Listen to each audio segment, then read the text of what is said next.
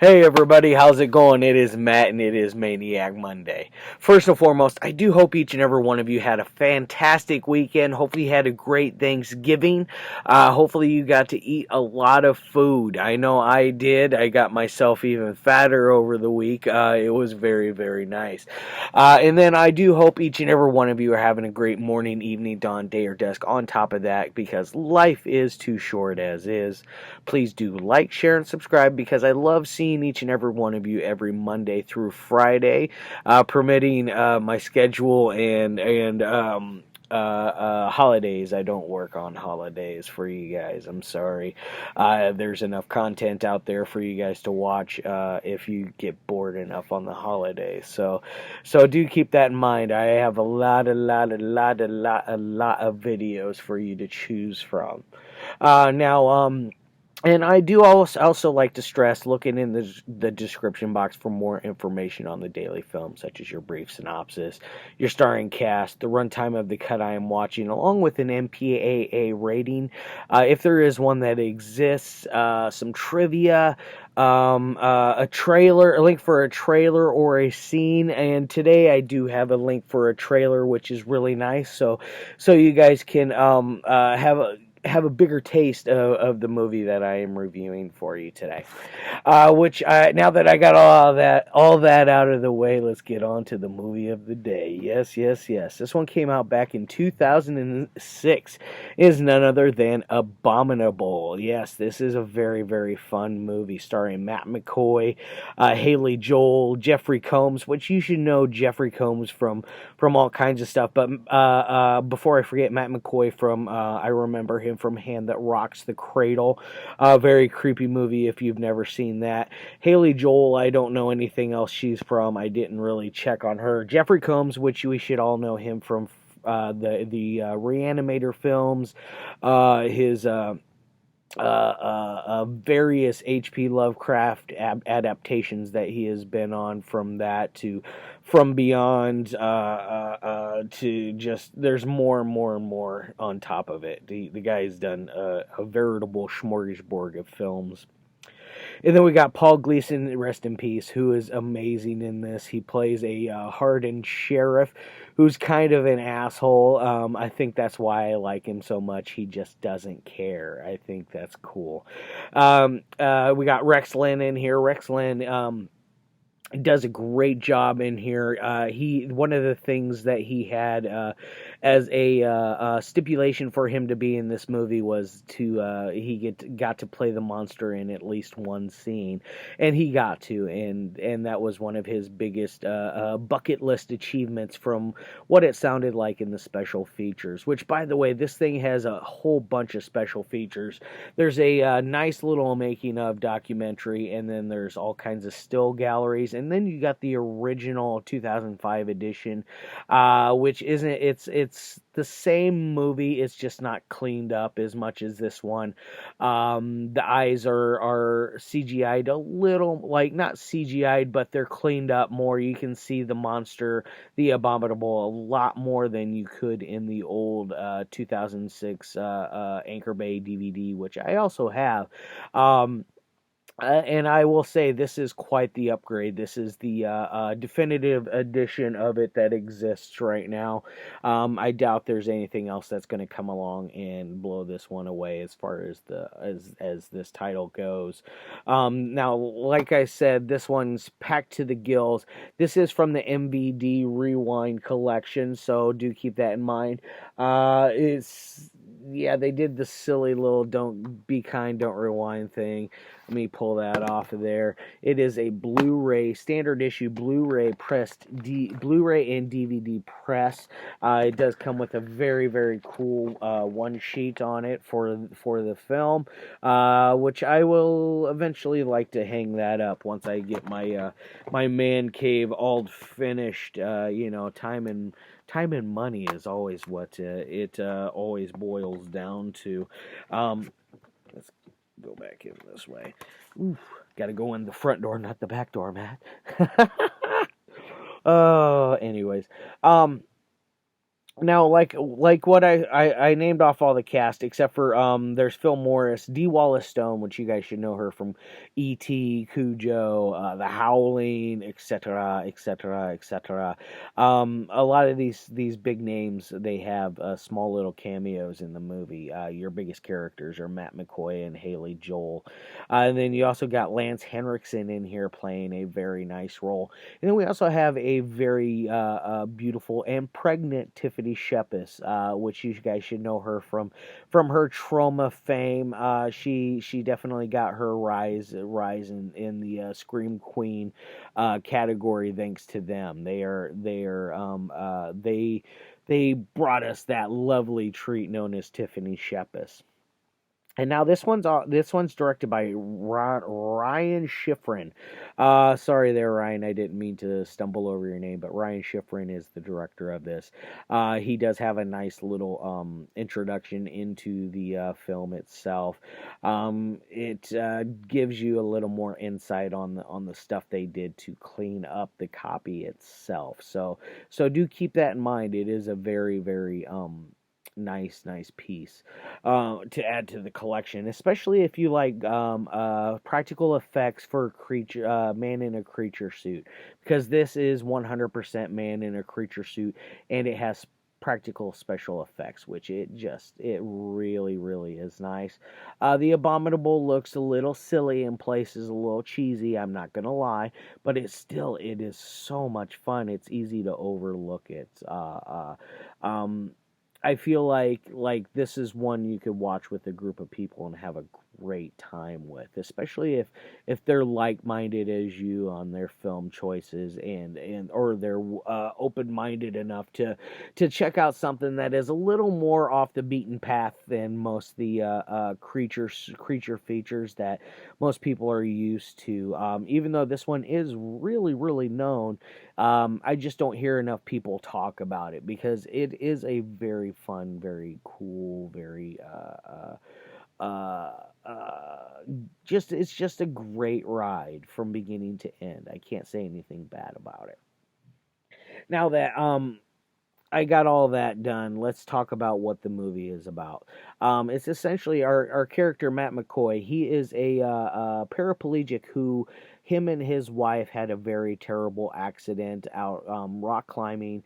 She fell to her death. He fell and hit, got a lucky bump, as he says, and he rolled into a spot where he was able to be saved.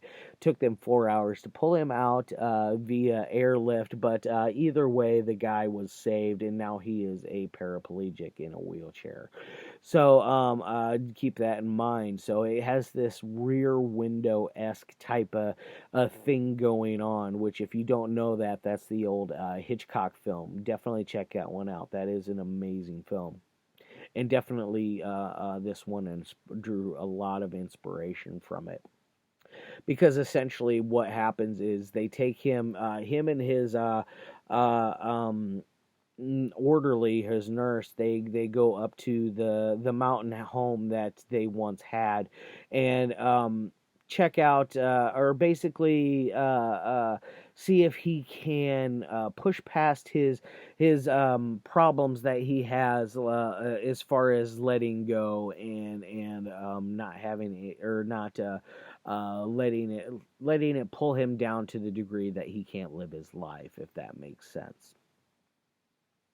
So they bring him up to this cabin, and while he's there, by the way, his orderly, his nurse is a complete asshole, played by one of the special effects guys who went above and beyond to do his role. He actually shaved bald spots in his hair, both in the back of the head and in the gave himself a widow's peak to make it look like he was very much balding in the film, his character, which his character is very like I said, he's an asshole. He's a very unlikable character who has probably the greatest death in the entire film. I'm not gonna lie, it's one of the coolest.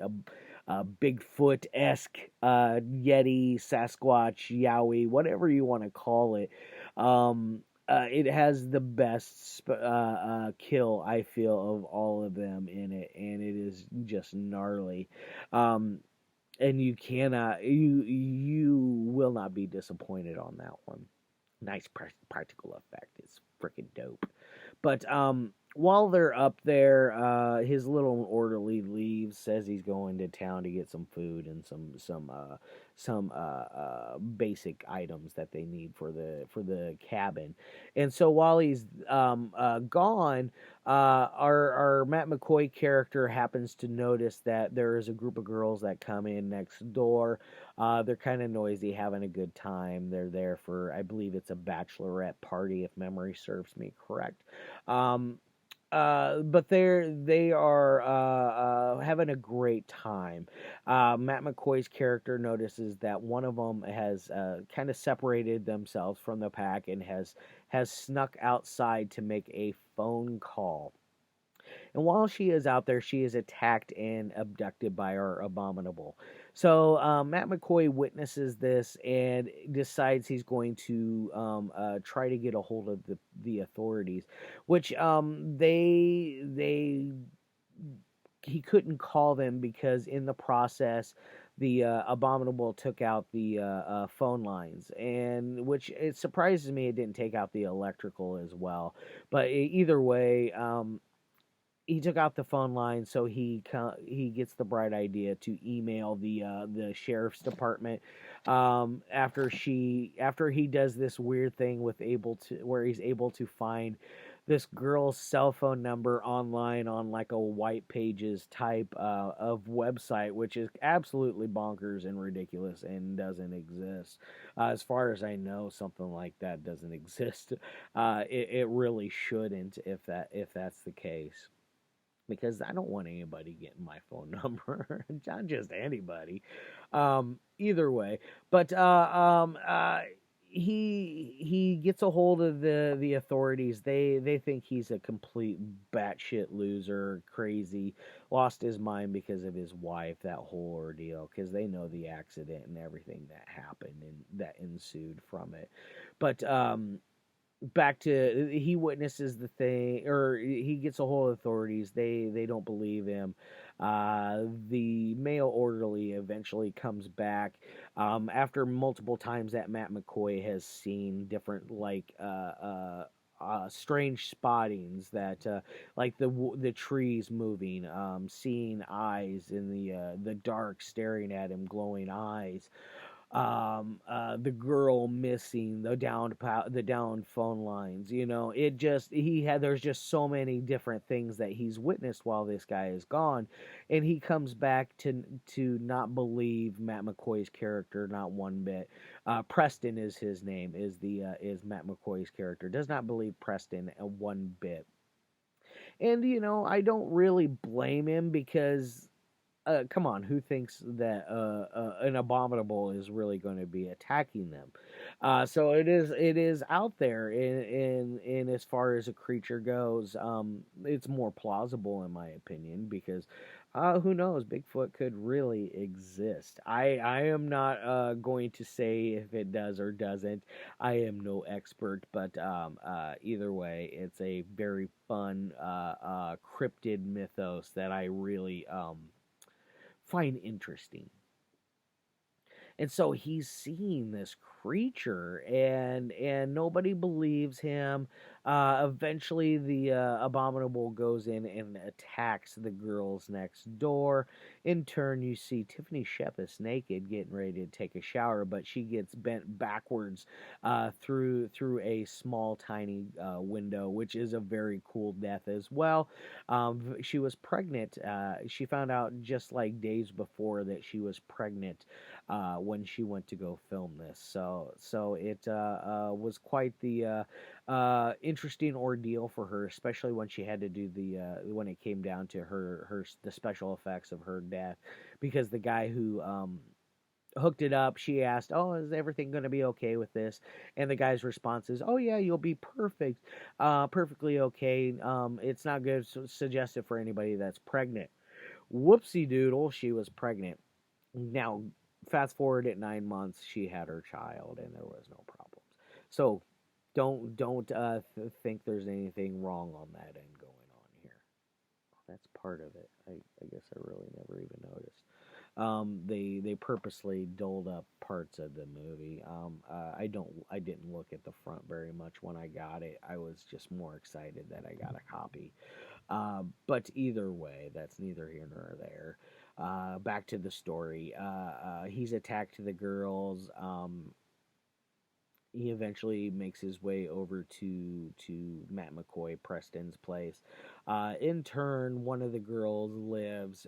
Haley Joel, her character, which is this one right here. She goes running next door to Matt McCoy's house. In turn, the Abominable changes his attack from across the street to now the Preston's house. In turn, that brings up the special effects guy, the horrible orderly male nurse. It brings up his very cool death, which it's awesome. It involves him getting his head bit off. Very very wild, cool special effect. And now you got you got Preston, the paraplegic, and Haley Joel trying to get away from this creature. It is quite the fight that ensues.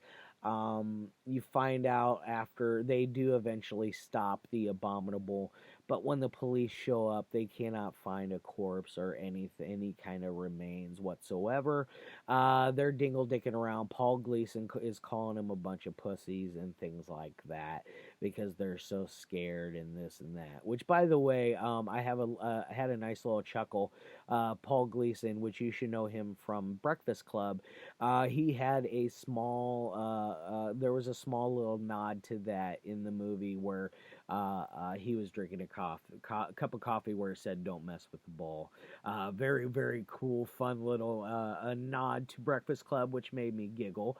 I really like that. Paul Gleason had a sense of humor, which is great. So that's essentially what the movie is about: is them trying to survive the night from the abominable snowman attack. Very cool. You have a scene that involves Lance Henriksen, Rex Linn, and Jeffrey Combs, which is Jeffrey Combs' character is a man who is on an oxygen tank and yet he still smokes cigarettes.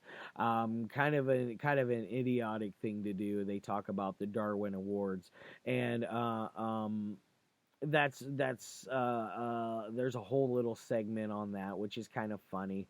Lance Henriksen goes. All three of them eventually go hunting for this creature, and they have a very bad outcome. It's very very cool. Now, as far as any kind of ratings would go, on a technical side, this thing's probably a 3 out of 5. It's middle of the road when it comes to a technical ability. The things that help make it succeed are the acting is very very well done, especially with all the cameos that you have in this. There's not a bad performance in it. I guess Haley Joel was probably the weakest link out of the main cast. Otherwise, the other girls were pretty. They're pretty, but they weren't very good actresses. So keep them in mind. But the sweet special effects help bump it back up over that.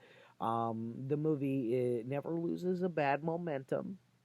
It stays nice and steady. Doesn't make you feel like it's rushed at all in it. It's very very well done on that end. Now I got that out of the way. Let's get on to the entertainment side. This thing is a 4 out of 5. This is above average. This is like a 7 out of 10, 6 out of 10 kind of movie, in my opinion. I feel like this is one you could watch with a lot of different people and really have a great time. The only thing, like I said, the special effects might scare some people away, and then maybe there's a very brief nude scene of Tiffany Shepis when she's getting ready to take the shower. So it's not like it's a hugely sex filled type film. So do keep that in mind. So it is tame on that end. All right, guys, I'm going to go ahead and set that beautiful beast down. I'm going to get the hell out of here. Tomorrow, I'm either going to do a documentary or I'm going to do a giallo, which I'm leaning more towards the giallo. All right, guys, I love your faces, and I'll see you tomorrow. And as always,